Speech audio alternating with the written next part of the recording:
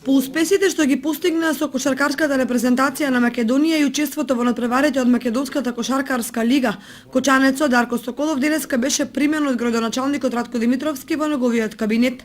Се разговараше за плановите, ангажирањето и резултатите во кочанското првенство и настапот на меѓународен план со Македонската кошаркарска репрезентација.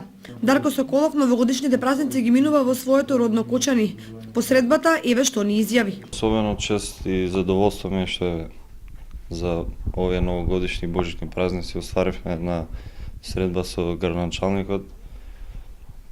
Еве искористив мојата пауза овде да дојдам во мојот роден град, да се видиме, да оствариме средба и да позборуваме за ситуацијата во градот, ќе позборуваме после и за ситуацијата во спортот и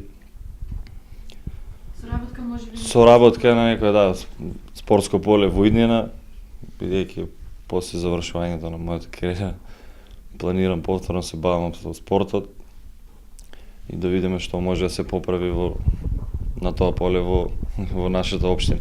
2013 не беше баш успешна лично и за мене и за репрезентацијата на Македонија во кошарка. Сите знаете дека немавме некој успех на Европското првенство од Словенија.